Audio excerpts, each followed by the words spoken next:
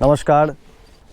कल बिहार विधानसभा में floor test है, नीतीश सरकार की अग्नि परीक्षा है और जितनी भी बिहार की मीडिया है वो पूरी तरीके से इसी बात का आकलन कर रही है, विश्लेषण कर रही है कि कल क्या होगा। सबकी नज़र तेजस्वी यादव की गतिविधियों पर है। जब से नीतीश कुमार ने पाला बदला है, भारतीय जनता पार्टी के साथ गए हैं, तब से लेकर अब तक तेजस्वी यादव ने कोई तीखी प्रतिक्रिया नीतीश कुमार पर नहीं दी है।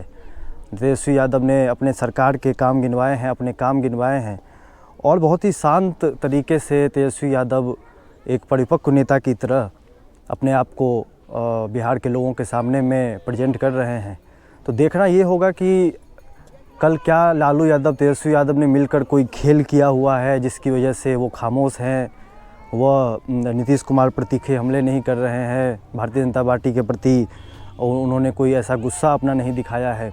एक तो बात यह है। दूसरी बात यह है कि बहुत सारे मीडिया में यह भी खबर चल रही है कि क्या जीतन राम मांझी के तरफ से कोई खेल हो जाएगा।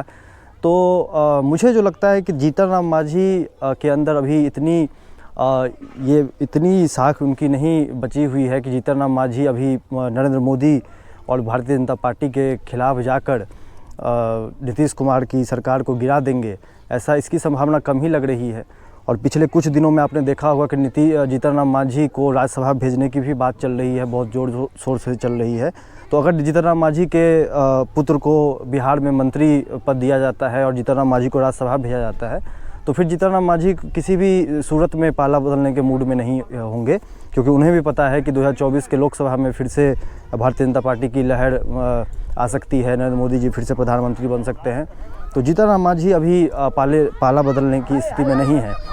तो दूसरा क्या संभावना बन रहा है? दूसरा संभावना ये बन रहा है कि अगर जेडीयू में से कुछ विधायक आरजेडी के पाले में चले गए होंगे, आरजेडी के साथ चले गए होंगे, तो उस परिस्थिति में ये हो सकता है कि वहाँ पर कुछ खेल बन सकता है। लेकिन इसकी भी संभावना इसलिए कम लग रही है क्योंकि तेजस्वी यादव या लालू यादव ने पहले भी इस तरह के प्रयास किए थे, लेकिन उसका कोई नतीजा निकला नहीं है।